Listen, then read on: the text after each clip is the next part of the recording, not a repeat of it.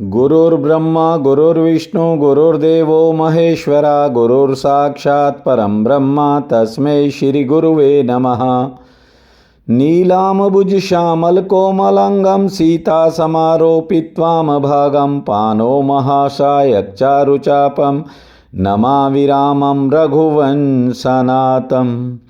त्वमेव माता च पिता त्वमेव बन्धो च सखा त्वमेव विद्या च द्वरिणं त्वमेव सर्वं मम देव वासुदेवसुतं देवं कंसं चाणूरमर्दनं देवकी परमानन्दं कृष्ण वन्दे जगद्धाम। प्रिय बंधुओं, देवियों व सज्जनों, बहुत लोग पूछते हैं कि परमात्मा कहाँ है, जबकि उन्हें पूछना ये चाहिए कि मैं इतना कठोर क्यों हूं। तुमने तो पहले ही घर को बुरी तरह से भर रखा है। परमात्मा के आने की जगह ही नहीं बची। बातें देखो कैसी करते हैं कि परमात्मा कहाँ है। भाई, पहले ये तो देखो, आपका घर आपसे ही भरा है। परमात्मा तो कब से इंतजार में है, लेकिन कोई खाली जगह तो होगी, कोई खाली स्थान मिलेगा, तभी तो ठाकुर जी का प्रवेश होगा। थोड़ा परे हटकर देखो, ध्यान दीजिए। गुरु खाली करता है, धीरे धीरे करता है। वो इसलिए कि घबराकर कहीं चक्कर ही ना आ जाए। गुरु नदी की धार है, वो तुम्हें गंगा में तैरना सिखा रहा है, क्योंकि गंगा ही धीरे धीरे तुम्हें गंगा सागर तक ले जा सकती है। गुरु जानता है कि अभ्यास तो केवल नदी में ही हो सकता है। गुरु तुम्हें धीरे धीरे राजी करता है।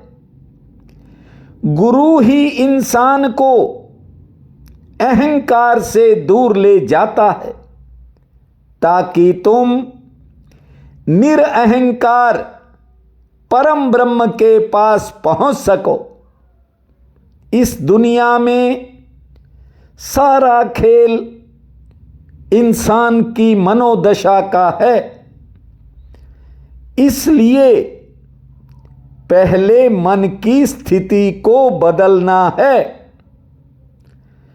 मेरा अनुभव कहता है कि यहां लोग बड़े लोगों के साथ पहचान बनाने के लिए अपनी आत्मा को भी गिरवी रख देते हैं। उन्हें पता ही नहीं कि पहचान कहां बनानी है। साथ देने वाले से ज्यादातर लोग अनजान हैं। इसलिए व्यक्ति के भीतर बिखराव रहता है।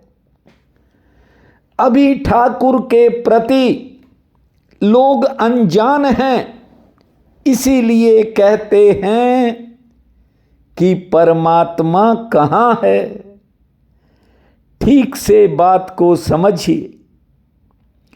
भीतर सब कुछ बिखरा पड़ा है। बिखराव के कारण ही चिंताएं हैं, बेचैनियां हैं, तनाव है। हर समय कोई न कोई टेंशन सामने खड़ी रहती है और यही कारण है ज्यादातर लोग सड़ते मरते ही अनमोल मानव जीवन गंवा बैठते हैं। राजा परीक्षित जानते थे कि वे मौत के हाथ में बैठे हैं। राजा थे, जवान थे, राजपाट था, परिवार था, सब कुछ था, लेकिन जैसे ही मृत्यु का बोध हुआ, सब कुछ त्याग कर गंगा किनारे बैठकर श्रीमद् भागवत कथा सुनने लग गए थे। ये दुख संताप को दूर करने वाली कथा है और आपके प्रांगण में होती है।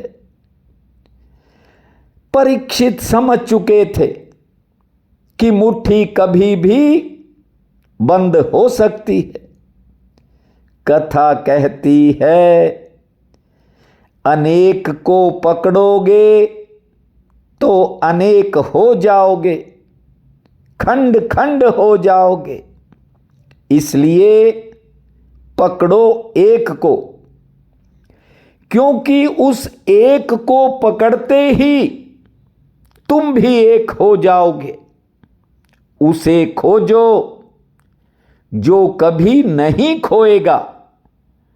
कब तक खोने वाली दुनिया में अपने आप को उलझाए रखोगे? जागना है तो समय के रहते जागो, क्योंकि मृत्यु इस बात का विचार नहीं करती कि इसकी आयु क्या है, ये छोटा है या बड़ा, जवान है या बूढ़ा या फिर बच्चा है। मृत्यु तो गर्भ में प्रवेश कर जाती है।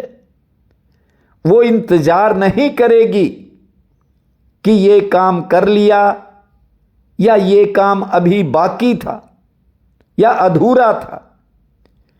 इच्छाओं, कामनाओं और वासनाओं के वशीभूत होकर ये व्यक्ति अनेक प्रकार के कर्म करता है, लेकिन उसका फल भुगतते समय लोग रोते हैं, चिल्लाते हैं।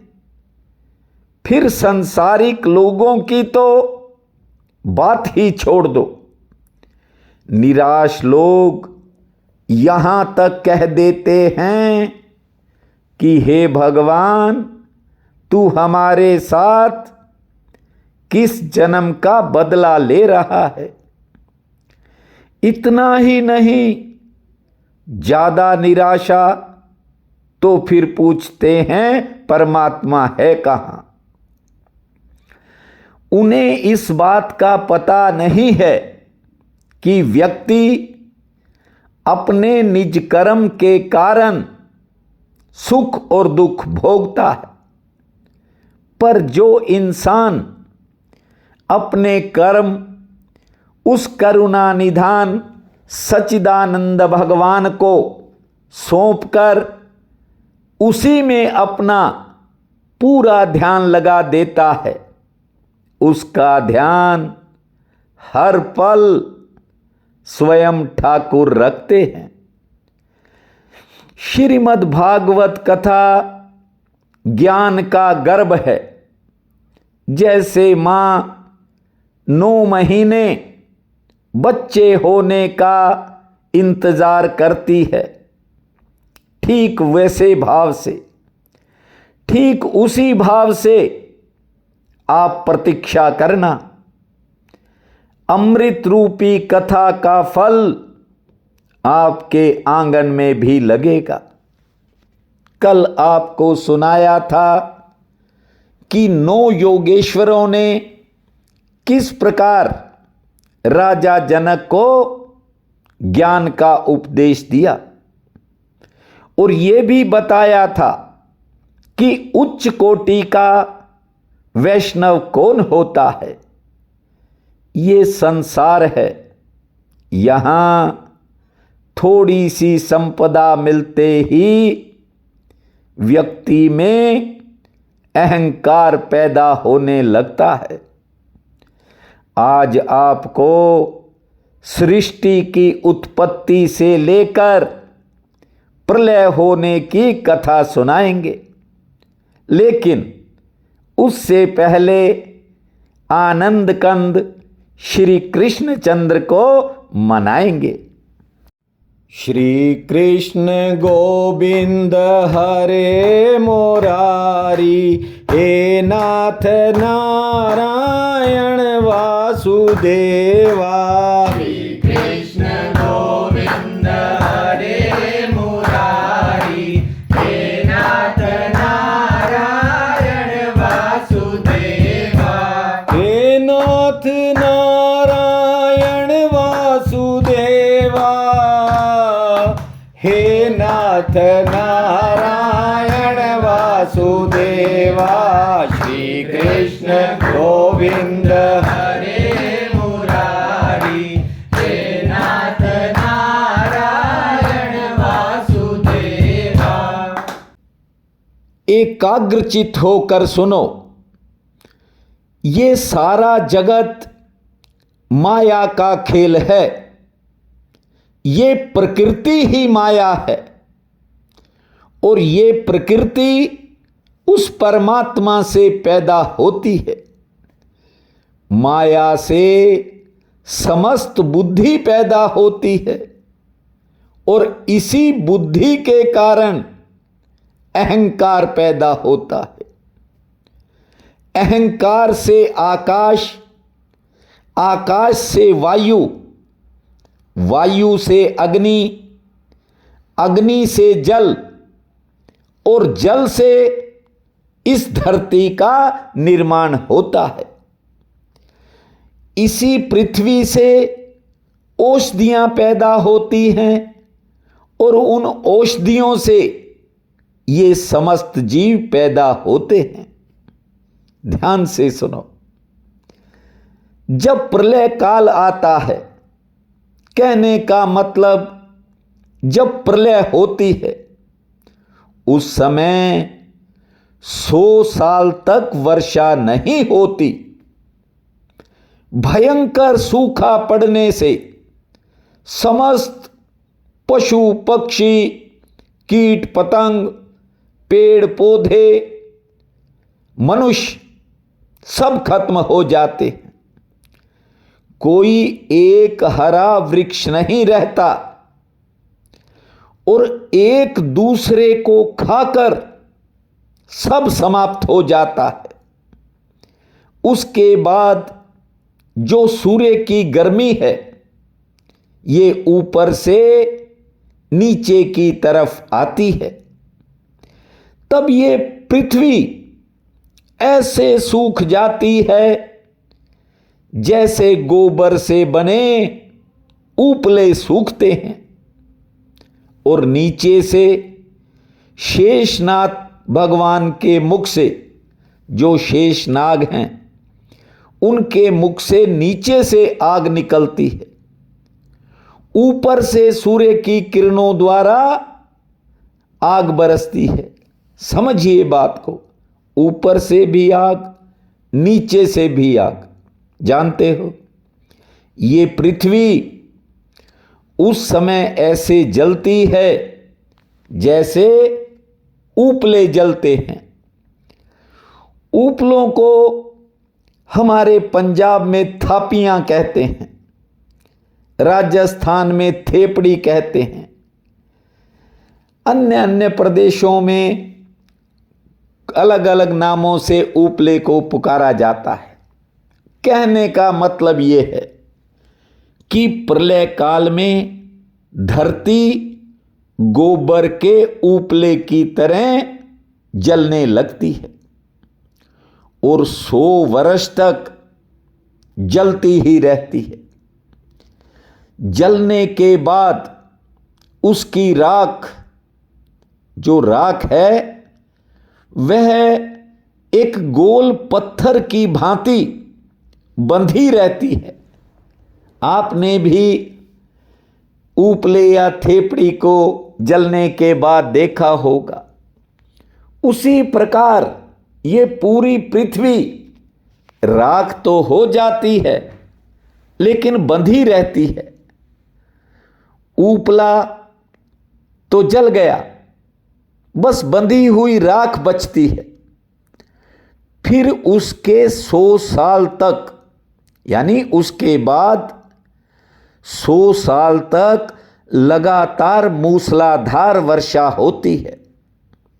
दिन रात वर्षा चलती है, अखंड वर्षा। फिर उस वर्षा से जो राख बनी पृथ्वी के कण हैं, जानते हो, वे वर्षा के पानी से घुल मिल जाते हैं, केवल फिर पानी रह जाता है। और जब सूर्य की गर्मी जल पर पड़ती है तब उसका वाष्पीकरण होने लगता है, यानी स्टीम, भाप बनने लगती है। भाप बनकर ये जल उड़ता है। अग्नि को जब जल और पृथ्वी का आधार नहीं मिलता, फिर वो भाप वायु में लीन हो जाती है। पूरे ध्यान से समझिए, ये सृष्टि और प्रलय की बातें हैं जो श्रीमद् भागवत में कही हैं। वायु जो है, देखिए, भाप वायु में लीन हो गई और वायु आकाश में लीन हो जाती है। इस प्रकार प्रलय होती है और उसके बाद दोबारा जब सृष्टि का निर्माण होता है, उसी उल्टे क्रम में सब चीजें फिर बनने लगती हैं। श्रीमद् भागवत में लिखा है कि करोड़ों बार जगत में प्रलय हो चुकी है और करोड़ों बार सृष्टि का निर्माण हो चुका है। हम सब तो तभी से चले आ रहे हैं और कब तक इस जन्म मरण के चक्कर में हम सब पड़े रहेंगे? जानते हो कब तक पड़े रहेंगे? जब तक हम ईश्वर को प्राप्त नहीं कर लेंगे। एक बार ईश्वर को प्राप्त कर लीजिए, फिर हमेशा के लिए जन्म और मृत्यु का ये जो चक्र है, ये समाप्त हो जाएगा। भगवान श्री कृष्ण कहते हैं कि जहां जाकर जीव वापिस नहीं लौटता, वही मेरा अखंड धाम है। गोविंद नाम का जिसने सहारा ले लिया, वो इस आवागमन के चक्र से सदा सदा के लिए मुक्त हो जाता है। गोविंद मेरो है, गोपाल मेरो है। गोविंद मेरो है, गोपाल मेरो है। अरे बाके बिहारी नंदलाल मेरो है। अरे बाके बिहारी नंदलाल मेरो है। गोविंद मेरो है, गोपाल मेरो है। गोविंद मेरो मेरो है, गोपाल मेरो है। अरे बाके बिहारी नंदलाल मेरो है। गोविंद मेरो है, गोपाल मेरो है। भगवान श्री कृष्ण कहते हैं, जो एक बार मुझे पा लेता है उसका फिर पुनर्जन्म नहीं होता। जानते हो, बड़े बड़े परम योगी इस संसार का सुख क्यों छोड़ते हैं? केवल इसलिए कि आज मानव देह मिल गई, संपत्ति मिल गई, परिवार मिल गया, लेकिन मरने के बाद एक बार फिर से 84 लाख शरीर धारण करने पड़ेंगे। ये जो 84 लाख शरीर हैं, ठीक से समझिए, 1 लाख योनियां हैं स्थावर, जो एक जगह पर रहती हैं, जैसे कि पेड़ पौधे, घास तृण, पहाड़, ये जो हैं स्थावर योनियां हैं। और जितने कीड़े, पशु, पक्षी, जलचर, थलचर, ये सब 83 लाख, 83 लाख। समझिए बात को, ये 84 लाख शरीर व्यक्ति को बार बार छोड़ने पड़ते हैं और फिर धारण करने पड़ते हैं। बार बार जन्म, बार बार मृत्यु। अगर इस जन्म में या इस समय ही सावधान होकर थोड़े समय भजन कर लिया तो हमेशा के लिए ये जो जन्म मरण का चक्र है ये समाप्त हो जाएगा। कथा कहती है ये समय है मूर्ख प्राणी गोविंद के नाम को भज ले, गोविंद के चरणों का तू चिंतन कर ले। शमशान में जब जाएगा ना, कोई कितना भी प्यारा, कितना भी सगा क्यों ना हो, कोई 10 मिनट ज्यादा नहीं बैठता। सबको जल्दी है, समाज, परिवार, रिश्तेदार, सबको जल्दी है। किसी का कोई ज्यादा मोह नहीं है। करीबी से करीबी भी लकड़ियां जलने तक ही इंतजार करते हैं। संबंध कितना भी गहरा क्यों ना हो, सब जीते जी की माया है। केवल उसका नाम साथ चलता है, हर जन्म में चलता है, और उसके नाम पर किया गया पुण्य कर्म हर जन्म में सहायता करता है। जब एक बार समय निकल जाए तो फिर उसके बाद तो खाली पछतावा बचता है। इस धरती पर न जाने कितने बड़े बड़े लोग, कितने बड़े बड़े राजा अपना राजपाट त्याग गए। किसके लिए? परमात्मा के लिए। एक इंसान है, देखिए, किसी ने कहा है जाने क्या लोग थे, कैसे वे लोग थे, जिंदगी छोड़ दी बंदगी के लिए। एक तू भी तो है, बड़ा अफसोस है, बंदगी छोड़ दी जिंदगी के लिए। न जाने कितने बड़े बड़े राजा, महात्मा बुद्ध, कपिल वस्तु के राजा, शुद्धोधन के पुत्र थे। जरा सोचिए, राजमहल, शाही ठाठ बाट, यशोधरा जैसी सुंदर पत्नी, राहुल जैसा पुत्र, लेकिन एक बार बूढ़े व्यक्ति को लाठी के सहारे चलता देखा। छोटी अवस्था थी, बच्चे थे। पूछा किसी से, किस व्यक्ति ने लाठी क्यों पकड़ रखी है और ये इतना झुककर क्यों चल रहा है? तो बता दिया कि ये बूढ़ा हो गया है, इसकी रीढ़ झुक गई है, अब ये बिना लाठी के नहीं चल सकेगा। पूछा, तो क्या मैं भी बूढ़ा हो जाऊंगा? बिल्कुल हो जाओगे।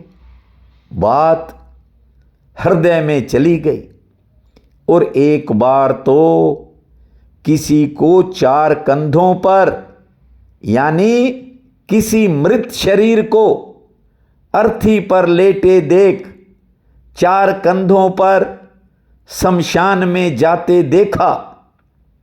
पूछा, ये क्या है? ये ऐसे एक व्यक्ति को 4 व्यक्ति उठाकर कहाँ ले जा रहे हैं? तो कहा, राजकुमार, इसकी मृत्यु हो चुकी है। अच्छा, तो मेरी भी होगी? उसने कहा, बिल्कुल होगी।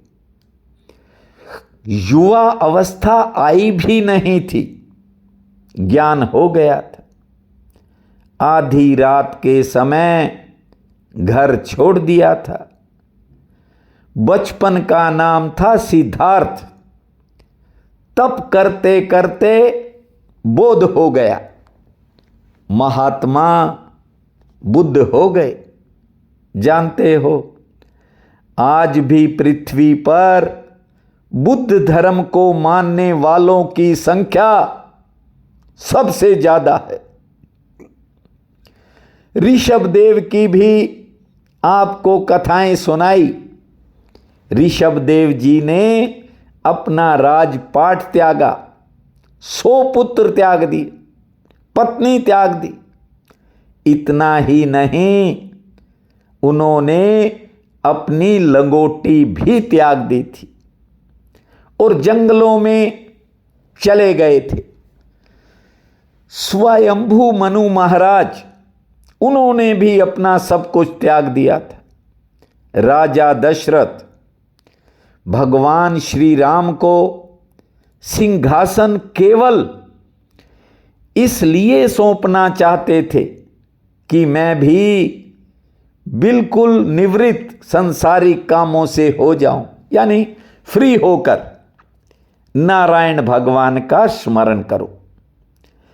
और इस धरती की तो ये परंपरा रही है कि अंत समय में सब कुछ छोड़कर नारायण भगवान के चिंतन में डूब जाओ। ये मत सोचो कि अभी तो शरीर हष्ट पुष्ट है, अभी तो बड़े काम बाकी हैं, थोड़ा दिन और काम कर लेते हैं, जरा बेटों पोतों को खिला लेते हैं, कुछ दिन और प्यार कर लें उनसे। जब सत्संग कथा सुनने को मिल जाए, ध्यान दीजिए, जब जीवन में कभी किसी कारण से या किसी संयोग से कथा सुनने को मिल जाए और मन बात को मान ले। देखिए, 2 तरह की बातें हैं। पहला संयोग कि कथा सुनने को मिल जाए, दूसरी बात मन आपकी बात को मान ले।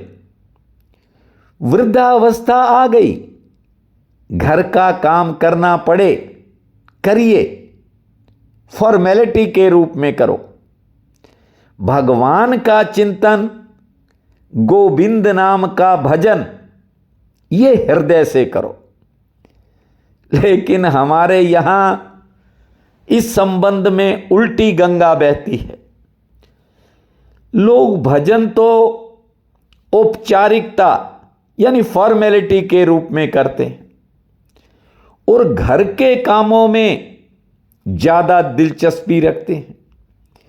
घर के बारे में पूरी गहराई से सोचते हैं और भजन ऊपर ऊपर से करते हैं। जबकि होना ये चाहिए कि घर का काम बहुत कर लिया, घर के काम को ऊपरी मन से करो, नारायण भगवान का चिंतन अपने हृदय की गहराई से करो। जब स्वर्ग जाकर भी वापिस ही लौटना पड़ता है तो फिर देख लो, संसार के सुख भी व्यर्थ और स्वर्ग के सुख भी व्यर्थ। इसलिए मैं बहुत बार एक बात कहता हूं कि परमात्मा प्राप्ति की तरफ बढ़ो और उससे पहले छोटी चीजों पर समझौता मत करना। जैसे जैसे श्रीमद् भागवत कथा समापन की ओर बढ़ रही है, वैसे वैसे महसूस करना आपके भीतर का विवेक जागने लगेगा। अच्छे मौके या यूं कहूं अच्छे अवसर ये बार बार नहीं मिलते। ये कोई पुण्य कर्मों का प्रभाव होता है कि हम इतने लंबे समय से किसी एक कथा को सुन रहे हैं। आदमी के पास 10 मिनट का समय नहीं है और ये अवसर, ये संयोग ना तो आपने बनाया और ना मेरे बनाने से बना है। ये उस भूमा पुरुष की कृपा और आशीर्वाद है। इंसान यदि एक बार चूक जाए तो समझना फिर वो चूक ही जाता है। जो व्यक्ति अपने हर कर्म को सच्चिदानंद भगवान को अर्पित कर देता है, वही प्राणी भूमा पुरुष को पाता है। आज इतना ही, आगे की कथा आपको कल सुनाएंगे। अब नारायण भगवान की शरण में जाएंगे।